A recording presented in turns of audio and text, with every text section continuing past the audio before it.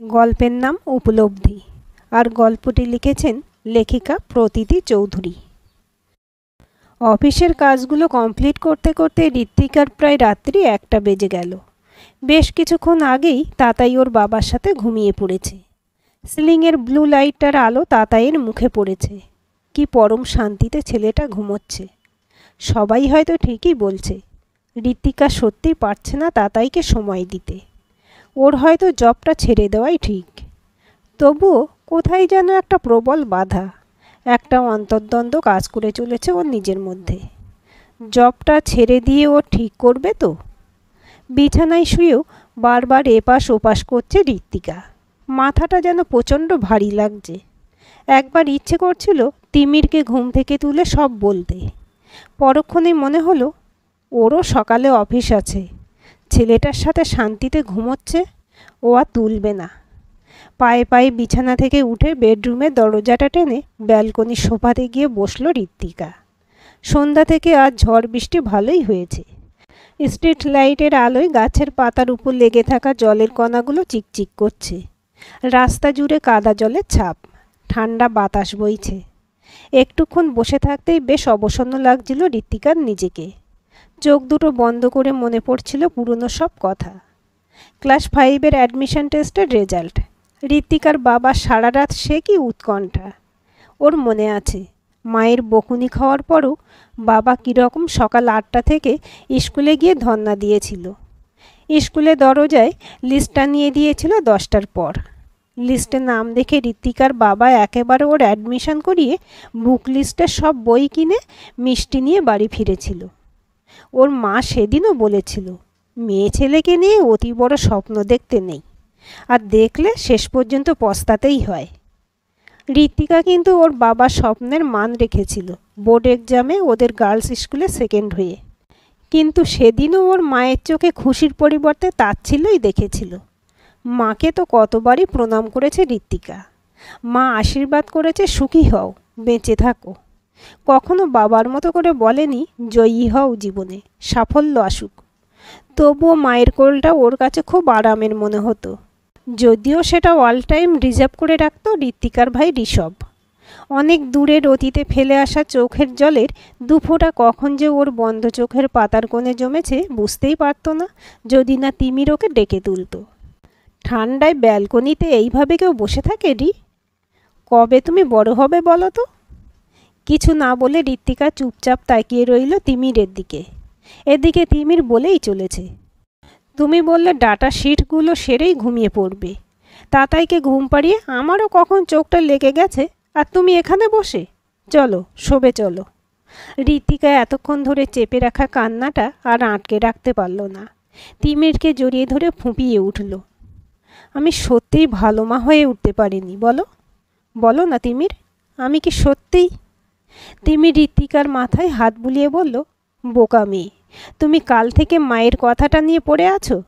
তাতাইয়ের শরীরটা খারাপ ছিল, বমি করছিল, তাও তোমাকে বেরিয়ে যেতে হলো বলেই মায়ের ওই রকম মনে হয়েছে। মামনি তো তোমার মায়ের চেয়ে তোমাকে আর তাতাইকে অনেক বেশি দেখছে। মামনি কখনো কোনো অভিযোগ করেছে বলো? তিমির ওর মাকে মামনি বলে। সেই সূত্রে ঋত্বিকা ও শাশুড়ি মাকে মামনি বলে। ছোটবেলা থেকে মায়ের বকুনি খেয়ে বড় হওয়া ঋত্বিকার টিভিতে আর খবরের কাগজে শাশুড়ি মায়ের অত্যাচারের খবরগুলো পড়তে পড়তে ধারণাই তৈরি হয়েছিল শাশুড়ি মানে দজ্জাল কোনো জীব হবে। কিন্তু মামনিকে দেখার পর সত্যি ওর ধারণাটা বদলাতে 1 মাসও লাগেনি। মামনি সব সময় সব ব্যাপারে ঋত্বিকাকে এতটাই সাপোর্ট করেন, যেটা হয়তো ওর নিজের বাবাও ওর মায়ের ভয়ে কখনো করতে পারতেন না। তিমিরের কথাতে কিছুটা আশ্বস্ত হয়ে তাতাইয়ের পাশে গিয়ে চোখ দুটো বন্ধ করে বালিশে মাথা দিল ঋত্বিকা। সকালে চাটুকুই ঋত্বিকা প্রতিদিন নিজে বানায়। বাকি রান্না ঋত্বিকার অফিসে বেরোবার আগেই মামনি সেরে রাখেন। ঋত্বিকা তিমির দুজনেই সকাল 10টার মধ্যে ভাত খেয়ে বেরিয়ে যায় ঘর থেকে। তাতাইটা সারাদিন মামনির সাথেই থাকে। মামনির অবশ্য কখনো কোনো অভিযোগ নেই এই নিয়ে। সারাদিন তাতাইকে নিয়ে বাগানে বাড়ির ছাদে ঘুরে ঘুরে ফুলটা পাতাটা গাড়িটা দেখিয়ে নিয়ে বেড়ান। ঋত্বিকার শ্বশুরমশাই রিটায়ার্ড শিক্ষক, উনিও সারাদিন বাড়িতে থাকেন। মাঝে মাঝে তাতাইকে গল্প বলেন, বাইরে নিয়ে বেরোন। গত কয়েকদিন হলো ঋত্বিকার মা এসেছেন। ঋত্বিকা ভেবেছিল হয়তো এই কদিন একটু সাহায্য হবে ওর মামনির, কিন্তু ঋত্বিকার মা সারাদিন শুধু খুঁত খুঁজে বেড়ান। আজকেও ঋত্বিকার অফিসে বেরোবার আগে দু কথা বলতে ছাড়লেন না ওর মা। ঋত্বিকাকে শুনিয়েই ওর মামনি মানে তন্দ্রিতা দেবীকে বলতে লাগলেন, আমরা সব যখন ছেলে মেয়ে মানুষ করেছি দিদি, সামান্য রান্নাঘরে খুন্তিটা নাড়তে গেলে পর্যন্ত মনটা কেমন আনচান করতো, আর এখনকার মেয়েরা ছেলেকে ফেলেই অফিসে চলে যাচ্ছে। তন্দ্রিতা দেবী বললেন, তাতাইয়ের সাথে আমি তো সারাটা দিনই থাকি বেয়ান, তাই ও নিশ্চিন্তে অফিসে থাকতে পারে। সে আপনি যাই বলুন দিদি, মায়ের কি কোনো পরিপূরক হয়? তন্দ্রিতা দেবী খুব একটা তর্ক পছন্দ করেন না, তাই চুপচাপই রইলেন। দুপুরেই ঘটে গেল কাণ্ডটা। টি টেবিলটার পাশে ডাইনিংয়ের মেঝেতে বসে তাতাই খেলছিল ওর গামলা ভর্তি খেলনাগুলো নিয়ে। ঋত্বিকার মা স্নান করতে ঢুকেছিলেন। মামনি দেখছিলেন তাতাইকে, আর ওকে দেখার ফাঁকে ফাঁকে রান্নাঘরে মাছগুলো ভাজছিলেন। তিমির আর ঋত্বিকার জন্য যা হোক একটা তরকারি, ডাল, আলু ভাতে ভাত করে সকালে দিয়ে দেন, কিন্তু যতই হোক বিয়ানকে তো তাই দিয়ে আর ভাত দেওয়া যায় না। তাতাইটা যত বড় হচ্ছে ততই ও সব কিছুই ধরতে যাচ্ছে, এলোমেলো পায়ে ছুটতে যাচ্ছে, কিন্তু এই সবে 2+। এখনও তো ভালো করে জ্ঞান হয়নি যে কোনটাতে পড়ে যাবে, কোনটাতে চোট পাবে। তাই খেলতে খেলতে কখন কি মনে হয়েছে ছোট্ট টি টেবিলটা ধরে উঠে দাঁড়িয়ে ঠেলা দিয়েছে, আর মার্বেলের মেঝেতে টেবিল সমেত ছুটতে গিয়ে গড়িয়ে গেছে তাতাই। আওয়াজ শুনে যতক্ষণে তন্দ্রিতা দেবী ছুটে গেছেন ততক্ষণে টেবিলের কোনায় লেগে তাতাইয়ের কপালের এক পাশটা কেটে মেঝেতে পড়ে মাথাটা ফুলে একেবারে আলু হয়ে গেছে। কান্নার কিছুতেই থামে না। ঋত্বিকা শ্বশুরমশাই তমালবাবু পাশের রুমে টিভিতে খবর দেখছিলেন। উনিও আওয়াজ শুনতে পেয়ে ছুটে এসে মাথায় বরফ দিয়েছেন। এর মধ্যেই স্নান করতে করতে ঋত্বিকার মাও বেরিয়ে এসেছেন। এসেই শুরু করেছেন, কি ছটফটে ছেলে! আমাদের ঋষভটাও ঠিক ছোটবেলায় এরকমই ছিল। একটু চোখের পাতা ঘুরিয়েছি তো এক বিপদ করে বসে থাকতো। কপালের পাশে তাতাই কিছুতেই হাত লাগাতে দিচ্ছিল না, তবুও জোর করে হাত দুটো ধরে অয়েনমেন্টটা লাগালেন ওনারা তিনজন মিলে। ঋত্বিকার মা এদিকে বলেই চলেছেন, কি কাণ্ড! অল্পের উপর দিয়ে তবু গিয়েছে, আর একটু এগোলেই যে সিঁড়িটা দিয়ে গড়িয়ে কি সর্বনাশটাই না হতো। এইভাবে ছেলেটাকে ফেলে নিশ্চিন্তে অফিস করে? দাঁড়ান, আজ আসুক। তন্দ্রিতা দেবী বোঝাতে চেষ্টা করলেন, আমি সাথেই ছিলাম, ভাবলাম ওর খেলার ফাঁকে মাছটা ভেজে নেব, আর তাতেই। এতক্ষণ খেয়ালই থাকেনি মাছের কথা। মনে পড়তে তন্দ্রিতা দেবী যখন রান্নাঘরে গেলেন ততক্ষণে মাছগুলো চুঁইয়ে পুড়ে নষ্ট হয়ে গেছে। ঋত্বিকার মা তাতাইকে কোলে নিয়ে বলতে লাগলেন, দিদি আপনার বয়স হচ্ছে, রিয়ের সংসার, রিয়ের ছেলে, ও যদি না দেখে তো এই বয়সে আপনি আর কত দেখবেন বলুন তো। তন্দ্রিতা দেবী রান্নাঘর থেকে মাছের কড়াইটা নামিয়ে এসে তাতাইয়ের মাথার ফুলোটায় হাত বোলাতে লাগলেন।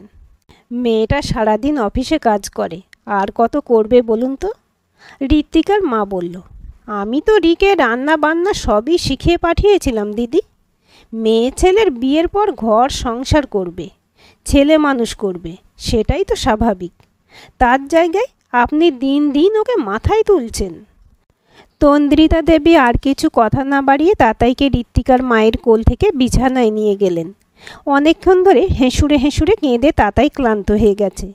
বিছানার একদিক করে মাথাটা রেখে শোয়ালেন তাতাইকে, না হলে মাথাতে ব্যথা পেলে আবার হয়তো কেঁদে উঠবে। ঋত্বিকার ঘরে ফেরার জন্যই অপেক্ষা করছিলেন ওর মা। আসতেই শুরু করে দিলেন, এই যে মহারানী ঘরে এলেন, বলি ছেলেটার উপর দয়া মায়া টান কি তোর কিছুই নেই? তোদের কিছু বিপদ ঘটলে আমরা যেখানেই থাকতাম ঠিক মনটা কেমন করে উঠত, আর তোর এমন বুকের পাটা যে ছেলেটার এত বড় বিপদেও একবারও মন টানেনি। ঋত্বিকা ওর মায়ের দিকে হাঁ করে কিছুক্ষণ সব শুনে ব্যাগটা ফেলে ছুটতে গেল ওপরে দোতলায় ওদের শোবার ঘরের দিকে। গিয়ে দেখে তাতাই চুপচাপ ঘুমোচ্ছে। তাতাইয়ের পাশে মামনি বসে আছে।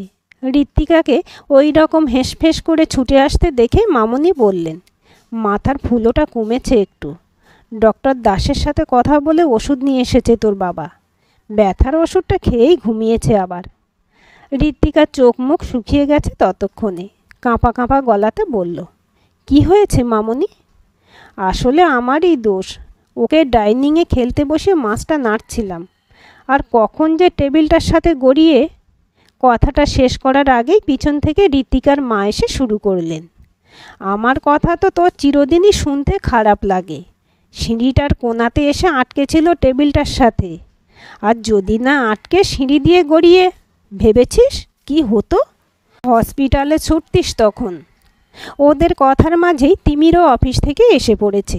ঋতিকার মা বলেই চললেন, বলি ছেলে মানুষ করাটা তো আগে নাকি? তাতাইয়ের কিছু একটা হয়ে গেলে ক্ষমা করতে পারবি তো নিজেকে? তন্দ্রিতা দেবী কথার মাঝেই বললেন, ছাড়ুন না, এই অফিস থেকে এলো ওরা, হাত মুখ ধুয়ে কিছু দুটি মুখে দিক ওরা, তারপর না হয়। না দিদি, আপনার প্রশ্রয়ে এত বেড়েছে ডি। আমার ঘরে হলে এরকম সাহসও পেত না। মেয়ে মানুষ মন দিয়ে সংসার করবে, সেটাই ভালো। তা না, গায়ে হাওয়া লাগিয়ে অফিস করে বেড়াচ্ছে। তন্দ্রিতা দেবী এবার একটু বিরক্ত হয়েই বললেন, একটা বিপদ আজ ঘটে গেছে, তার মানে তো এই নয় যে রোজই এরকম কিছু একটা। আচ্ছা দিদি, কিছু মনে করবেন না, তাতায়ের থেকে কি আপনাদের কাছে টাকার মূল্য বেশি? তারপর তিমিরের দিকে তাকিয়ে বলল, নাকি জামাই বাবার একার রোজগারে সংসারটা চলছে না? আমরা তো মেয়ের বিয়ে দিয়েছিলাম জামাইয়ের উপর ভরসা করেই, ভাবিনি যে দুধের ছেলেকে ফেলে রিকে অফিস করতে ছুটতে হবে। ঋতিকার চোখ দুটো ছলছল করে উঠল। মাঝে মাঝে ওর ভাবতে অবাক লাগে যে সত্যিই ইনি ঋতিকার গর্ভধারিণী মা তো। ঋতিকাকে ওর মামনি তিমির কিভাবে সবসময় সমর্থন করে সেটা শুধু ঋতিকাই জানে। ঋতিকার চাকুরির একটা টাকা কখনো সংসারে নেননি ওনারা। বিয়ের পর প্রথমেই ঋতিকাকে বলেছিলেন মামনি, চাকরি করাটা তোমার স্বাধীনতা মা, আমরা তোমার স্বাধীনতা কখনোই ছিনিয়ে নিতে চাইব না, তবে ঈশ্বরের দয়ায় তুমি চাকরি না করলেও তোমার কোনো কিছুর অভাব আসতে দেব না। আর আজ সেই মামনিকে ঋতিকার গর্ভধারিণী বলছেন আমাদের মেয়ের রোজগার ছাড়া যে আপনাদের সংসার চলবে না, সেটা আমরা ভাবিনি। ঋতিকা জীবনে এই প্রথমবার চোখে চোখ রেখে ওর মায়ের কথার প্রতিবাদ করল। মা, তুমি মামনিকে এসব কেন বলছো? আমি নিজের ইচ্ছায় জবটা করি, মামনির এতে কী দোষ? তাছাড়া আমাদের সংসার নিয়ে তোমার কিছু না জেনে এসব বলা ঠিক নয়। ঋতিকার মা উত্তরে বললেন, তাহলে যত দোষ আমার। ওইটুকু দুধের ছেলেটাকে ফেলে তুই চলে যাস, পাষাণ মূর্তি হৃদয়ে তো কেঁদে উঠবে। আমি মা হয়ে কি করে না বলে থাকি বল? তাই বলতে গেছিলাম। ভালো মন্দ পরে বুঝবি। তাতাই যখন বড় হয়ে প্রশ্ন করবে তোকে, তখন কিন্তু তোর মামনিকে নয়, তোকেই উত্তর দিতে হবে। মা প্লিজ চুপ করো, ভালো লাগছে না আমার।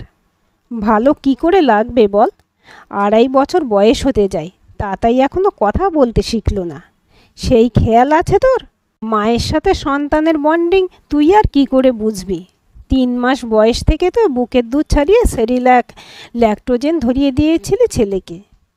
ঋতিকা থাকতে পারল না, কাঁদতে কাঁদতে বেরিয়ে গেল রুম থেকে। ঋতিকারও কম চিন্তা হয় না এই নিয়ে। তাতাইয়ের বয়সী বেশিরভাগ ছেলেমেয়েরাই যেখানে ভাঙা ভাঙা করে মামা পাপা ফু ওই খাবি বলতে শিখে গেছে, সেখানে তাতাই এখনো কিচ্ছুটি বলে না। আর এটা নিয়েও ঋতিকার মা কিনা ওকেই দায়ী করলেন। মনে মনে ভাবল ঋতিকা, হয়তো ওর মা ঠিকই বলছেন, ও হয়তো সত্যিই পারছে না তাতাইয়ের মা হয়ে উঠতে। আর সত্যি করেই তো তাতাইয়ের বয়স যখন 3.5 মাস, তখনই ঋতিকার অফিসের ম্যাটারনিটি লিভ শেষ হয়ে গেছিল।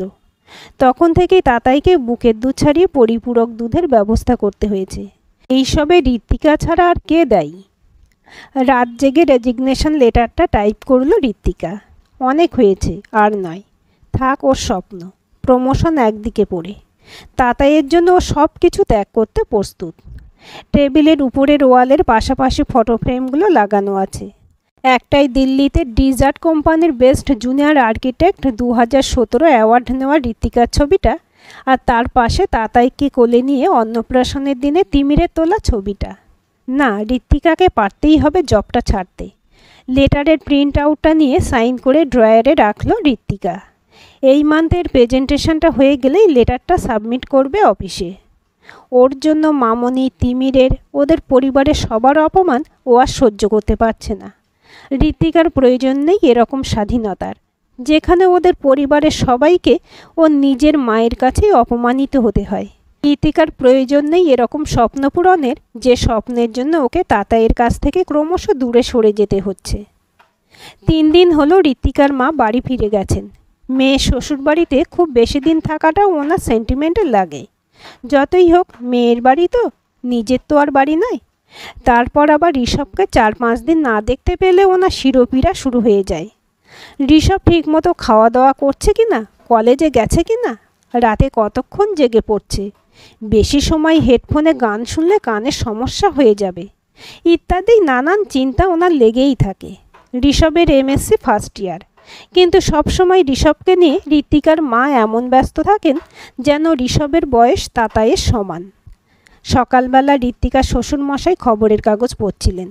তন্দ্রিতা দেবী তাতাইকে ঋতিকার কোলে দিয়ে বললেন, এই তো তাতাই সোনা মায়ের কোলে যাচ্ছে, এবার আর কাঁদবে না। তারপর ঋতিকাকে বললেন, মাথার ফুলোটা কমে গেছে বলো? হ্যাঁ মামনি, ব্যথাটাও কমেছে মনে হয়। চুল আঁচড়ালে আর কাঁদেনি তাতাই। তাতাইকে নিয়ে ব্যালকনির একপাশে ওপর থেকে নেমে আসা পাতাবাহারের লতাগুলো দেখাতে দেখাতে ঋতিকা শুনতে পেল ওর মামনি শ্বশুরমশাইকে বলছেন, কাল রিয়ের অফ ডে আছে, ও তো ঘরেই থাকবে, আমরা একটু জগন্নাথ দেবের মন্দির হয়ে আসবো ভাবছি। শ্বশুরমশাই বললেন, আবার কালই কেন, কদিন পরেই যাবে, সেলের বাজার করতে তো সেই বেরোবে। তন্দ্রিতা দেবীর যে শ্বশুরমশাইয়ের সাজেশনটা পছন্দ হলো না, সেটা ঋতিকা বেশ ভালোই বুঝলো। সন্ধেবেলা অফিস থেকে ফিরে নিজেই বলল, মামনি কাল মন্দিরে যাবে বলছিলে, চলো আমিও তাতাইকে নিয়ে ঘুরে আসি, তাতাইয়েরও বেরোনো হবে। তন্দ্রিতা দেবী খুশি হয়ে পরের দিন সকালে তমালবাবুর কাছে গিয়ে বললেন, নাও তোমাকে আর যেতে হবে না, আমি আর দুজনেই যাব, 1000 টাকা দাও তো আমাকে। তমালবাবু অবাক হয়ে বললেন, 1000? এত টাকা কি করবে? বাজার তো আর যাচ্ছ না। আমি তাতাইয়ের নামে মানত করেছিলাম, এত বড় ফাঁড়া গেল একটা, তাই 1001 টাকার ভোগ চড়াবো। কি যে তোমার ছেলে মানুষই তন্দ্রিতা, 1000 টাকার ভোগে কি ফাঁড়া কেটে যাবে? ঠাকুর দেবতা নিয়ে এরকম বলো না তো, টাকাটা দাও। এই 500 টাকা নিয়ে যাও, এখন অত টাকা তোলা নেই। তন্দ্রিতা দেবী যে অপ্রসন্ন মনে টাকাটা নিলেন, সেটা তাতাইকে খাইয়ে রেডি করার সময়ই লক্ষ্য করল ঋতিকা। মন্দিরে গিয়ে 1001 টাকা মায়ের হাতে দিয়ে ঋতিকা বলল, এই নাও মা, তুমি যে তাতাইয়ের নামে মানত করেছিলে 1001 টাকার। তন্দ্রিতা দেবী প্রথমে ঋতিকার কাছ থেকে টাকা নিতে না চাইলেও ঋতিকা এক প্রকার জোর করেই ধরিয়ে দিল। ফেরার পথে গাড়িতে আসতে আসতে তন্দ্রিতা দেবী ঋতিকাকে বললেন, এখন বুঝতে পারছিস মা, কেন তোকে বলি মেয়েদের চাকরি করাটা কতটা জরুরি? কত আর ভালো লাগে বল নিজের ছোট ছোট প্রয়োজনগুলো এইভাবে চেয়ে চেয়ে মেটাতে। ঋতিকা অবশ্য কিছু উত্তর দিল না, চুপচাপ গাড়ির বাইরের দিকে উদাসভাবে তাকিয়ে রইল। ও কি করে বলবে মামনিকে যে ও নিজেও চাকরিটা ছেড়ে দেওয়ার সিদ্ধান্ত নিয়েছে? এখনও বেশ মনে পড়ে ঋতিকার, যখন ডিজার্টের ইন্টারভিউতে ও সিলেক্ট হয়, তখন ওর বাবা কত খুশি হয়েছিল। প্রথম স্যালারি থেকে মায়ের জন্য শাড়ি, ভাইয়ের জন্য ব্লেজার, বাবার জন্য একটা ব্রাইট কালারের শার্ট আর ব্লু জিন্স কিনে নিয়ে গেছিল। ওর মা দেখে বলেছিলেন, এই রকম তো ওর বাবা পরে নাকি? ঋতিকা ভয়ে ভয়ে বলেছিল, আমার খুব ইচ্ছা বাবা জিন্স পরবে তাই। ওর বাবা তো সেদিন খুশিতে ওই শার্ট আর জিন্স পরে বেরোবার সময় একবারের জন্য ভাবেননি যে লোকে কি ভাববে। ঋতিকার মাও অবাক হয়ে গেছিলেন যে এই মানুষটা সারা জীবনটা হালকা কালারের শার্ট আর ঢিলা প্যান্টের বাইরে বেরোতে পারল না, সেই মানুষটা এই বয়সে এসে কিভাবে তার মেয়ের কিনে দেওয়া শার্ট জিন্স পরে এত বিগলিত চিত্তে ঘরের বাইরে বেরিয়ে সগর্বে সবাইকে দেখিয়ে বলে, আমার মেয়ে কিনে এনেছে। ঋতিকার বাবা সেদিন ওকে আশীর্বাদ করে বলেছিলেন, আরও অনেক অনেক উন্নতি হোক তোর জীবনেরই। আর আজ ও নিজের সাথে সাথে ওর বাবার দেখার স্বপ্নটাও শেষ করে দেওয়ার ডিসিশন নিয়েছে। এরপর হয়তো আর কোনো দিনই ও আর ওর বাবার জন্য শার্ট, জিন্স বা পারফিউমটা নিজের টাকায় কিনে নিয়ে গিয়ে বাবাকে সারপ্রাইজ গিফট দিতে পারবে না। দোকানে চৈত্র সেল চলছে। কদিন ধরে ঝড় বৃষ্টির জন্য ঋতিকারা বেরোতে পারেনি পয়লা বৈশাখের বাজার করতে। আজ একটু ওয়েদারটা ভালো থাকায় তমালবাবুর কাছে তাতাইকে রেখে ঋতিকা, মামনি আর তিমির বাজারে বেরিয়েছিল। ঋতিকার মায়ের, মামনিরা নিজের মিলে 8টা শাড়ি, ঋত্বিকার বাবা তমালবাবুর জন্য শার্ট প্যান্ট সব মিলিয়ে একটা দোকানেই প্রায় 1000-10 টাকার বিল পে করলো ঋত্বিকা। আর একটা দোকানে তাতাইয়ের জন্য প্রায় 5-6টা ড্রেস, ঋষভ আর তিমিরের জন্য গেঞ্জি, প্রিন্টের শার্ট সব তিমিরই কিনলো। তারপর ঋত্বিকারা ঢুকলো লেডিস কর্নারে। ঋত্বিকা নিজে গোলাপি রঙের একটা চুড়িদার কিনলো। ওর মামনি অবশ্য হালকা আকাশি রঙেরটা ঋত্বিকার জন্য পছন্দ করেছিল। হঠাৎ ঋত্বিকা বায়না ধরলো, মামনি তোমাকে হালকা আকাশি চুড়িদারটা নিতে হবে। তন্দ্রিতা দেবী তো রিয়ের এরকম পাগলামিতে হেসে অস্থির। তিমিরকে গিয়ে বললেন, এই দেখ রি কি বলছে আমাকে, এই চুড়িদারটা নাকি আমাকে মানাবে। তিমির বেশ গম্ভীরভাবে বলল, এই বয়সে আবার তোমার ওই সব কেন? রি তো ওই রকম বাচ্চাদের মতো আবদার করে, কিছু না বুঝেই বলে দেয়। ঋত্বিকা বেশ ভালো মতোই নজর করলো। তিমিরের কথা শুনে তন্দ্রিতা দেবীর মুখের হাসিটা যেন ম্লান হয়ে গেল। ঋত্বিকাও অবশ্য তারপর আর জোর করেনি। বাড়ি ফিরে তাতাইকে খাইয়ে ঘুম পাড়িয়ে ঋত্বিকা মামনির কাছে গিয়ে বসলো। মামনি হঠাৎ করেই আজ আলমারি থেকে পুরনো অ্যালবামটা বার করেছেন। এই দেখ রি, আমার চুড়িদার পরে ছবি। তোর দেখতে ইচ্ছে করছিল না আমাকে চুড়িদার পরে? তাই তোর জন্যই বার করলাম অ্যালবামটা। রি অ্যালবামের দিকে কম মামনির চোখের দিকে বেশি তাকিয়েছিল। মামনি বলতে রইল, জানিস রি, এই সংসারে এসে কম ত্যাগ করতে হয়নি আমাকে। শাড়ি পরতে পারতাম না, তাও জড়িয়ে নিতাম গায়ে কোনো রকমে। 2-1বার বাজারে গিয়ে চুড়িদার কিনতেও চেয়েছিলাম, কিন্তু স্বাধীনতা ছিল না রে। তিমিরের বাবার সাথে বাজারে গিয়ে শাড়ি কিনেই প্রতিবার ফিরতে হতো। কখনো তো আমার শ্বশুরমশাই নিজেই পছন্দ করে শাড়ি নিয়ে চলে আসতেন। আমার হাতে না ছিল পয়সা না ক্ষমতা, শুধু শখ দিয়ে কি আর ইচ্ছে পূরণ হয় রি? ঋত্বিকা বলল, এখন তো কিনতে পারো মামনি।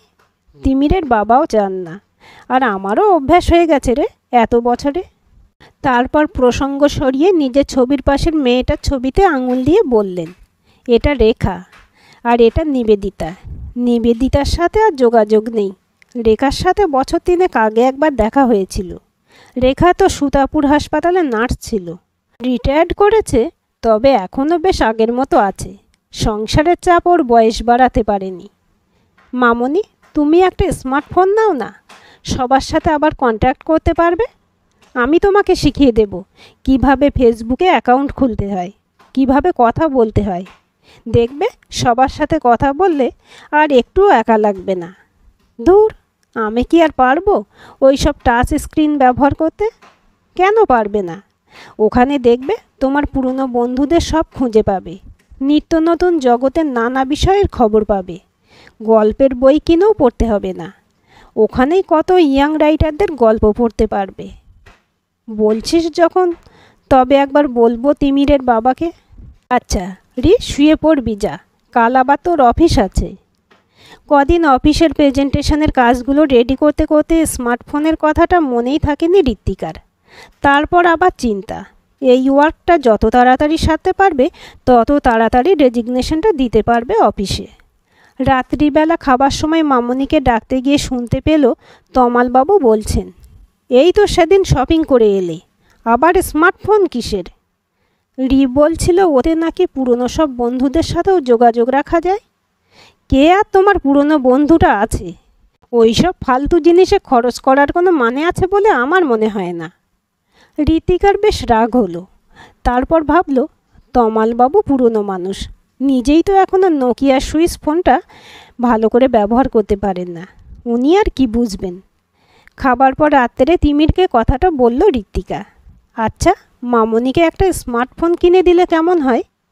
স্মার্টফোন নিয়ে মামনি আবার কি করবে? কেন, তুমি জানো না স্মার্টফোন কী কাজে লাগে? মামনির জন্য ওইসব এক্সট্রা খরচের কোনো মানে নেই রি। ঋত্বিকা এবার আর নিজেকে সামলাতে পারল না। তিমিরকে ও এতদিন ধরে জানে, তিমিরের কাছেও যে ইদানিং মামনির শখ আহ্লাদ গুরুত্বহীন হয়ে গেছে সেটা ভেবেই ঋত্বিকার মাথা গরম হয়ে গেল। রেগে গিয়ে বলল, তোমাদের কাউকে মামনির জন্য কিচ্ছু ভাবতে হবে না, যা করার আমি করব। তারপর পাশ ফিরে শুয়ে পড়ল। ঋত্বিকা অফিস থেকে ফিরে তিমির আর তমালবাবুর সামনে নেভি ব্লু কালারের ব্যাক কভার সমেত নতুন স্মার্টফোনটা মামনির হাতে দিয়ে বলল, মামনি এটা তোমার জন্য। তন্দ্রিতা দেবী কিছু বলার আগেই তিমির আর তমালবাবুর দিকে তাকিয়ে বলল, যদি কেউ বলে স্মার্টফোনটা ফালতু খরচা, তো তাকে বলে দিও তোমার মেয়ে এটা তোমার জন্য শখ করে কিনে দিয়েছে। তারপর স্কাই ব্লু কালারের সেদিনে চুড়িদারটা বার করে তন্দ্রিতা দেবীর হাত ধরে টেনে নিয়ে পাশের ঘরে যাওয়ার সময় বলল, চলো তো মামনি, দেখবো এটা পরে তোমাকে কেমন না ভালো লাগে। আর্কিটেক্ট ঋত্বিকা চৌধুরীর চয়েস এতটাও খারাপ না। রাত্রি প্রায় 11টা। তাতাই অবশ্য আজ সন্ধ্যাবেলাতেই খেয়ে ঘুমিয়ে গেছে। ঋত্বিকা তাতাইয়ের ঢাকাটা টেনে শুতে যাবে, সেই সময় তিমির বলল, তুমি মামনিকে ফোনটা কিনে দিয়ে কি প্রমাণ করতে চাই লেডি? প্রমাণ না, শুধু এটুকুই বলতে চেয়েছি যে মামনিরও কিছু শখ আহ্লাদ আছে, আর সেইগুলো সবসময় শেষ করে দেওয়ার অধিকার তোমার বা বাবার কারণ নেই। মামনি সারাদিন ঘরে থাকে, মামনি ওই সব জিনিসে কি করবে সেটাই বলেছিলাম। তোমার বলার মানে এটাই যে তুমি রোজগার করো, বাবার পেনশন আছে। মামনির যেহেতু রোজগার নেই, তাই শখও থাকতে নেই, তাই তো? যদি সেটাই হয় তো এর মধ্যে ভুল কোথায়? ছি তিমির, তুমি যে এরকম আমি ভাবতেও পারিনি। শোনো, আমি যতদিন বেঁচে আছি আমার আর মামনির শখ আহ্লাদ নিয়ে তোমাদের কাউকে না ভাবলেও চলবে। শেষ পর্যন্ত তাহলে আর্কিটেক্ট ঋত্বিকা চ্যাটার্জি আর একবার বেরিয়েই এলো খোলস ছেড়ে। মানে? মানে আবার কি, ড্রয়ারে তোমার রেজিগনেশন লেটারটা ছিল, মামনির হাতে ভাগ্যিস ওটা পড়েছিল। তাই তো সেদিন থেকে আমার আর বাবার সাথে এত রকম ড্রামা করে মামনি তোমাকে বোঝালো নিজের ইচ্ছা, শখ আহ্লাদ, স্বাধীনতা এইগুলোর জন্য মেয়েদের চাকরির গুরুত্ব কতটা। মানে তোমরা সবাই আমার সাথে? হ্যাঁ, আজকেরটা ড্রামা ছিল, কিন্তু সুদূর ভবিষ্যতে যদি কখনো তাতাই তার জবলেস মায়ের সাথে এরকম ব্যবহার করে, তখন সেটা আর্কিটেক্ট ঋত্বিকা চ্যাটার্জি সহ্য করতে পারবে তো? ঋত্বিকা একদৃষ্টে তাকিয়ে রইল তিমির আর ওর পাশে শুয়ে থাকা ছোট্ট তাতাইটার দিকে। না, ওর নেওয়া সিদ্ধান্তটা যে কতটা ভুল ছিল সেটা মামনির চোখে আঙুল দিয়ে না বুঝিয়ে দিলে ও কিছুতেই বুঝতে পারত না। সকালে ঘুম থেকে উঠেই ঋত্বিকা গিয়ে ওর মামনিকে জড়িয়ে ধরল। দুটো মানুষের চোখের জল অনেক সময় হৃদয়ে না বলা কথাগুলো বলে দিয়ে যায়, যেমনটা আজ বলে দিচ্ছিল ঋত্বিকার হৃদয়। গর্ভধারিণী না হয়েও মা হওয়া যায়, অনুভব করা যায় সন্তানের হৃদয়ের প্রতিটা কম্পন, আবেগ, চিন্তা। দেখিয়ে দেওয়া যায় মনের মধ্যে চলা অন্তর্দ্বন্দ্বের সমাধানের পথ। আজকের গল্পটি কেমন লাগলো কমেন্ট করে জানাবেন। ভালো লাগলে লাইক, হাইপ, শেয়ার করবেন। আর চ্যানেলটি সাবস্ক্রাইব করে বেল আইকনটি ক্লিক করে রাখতে ভুলবেন না।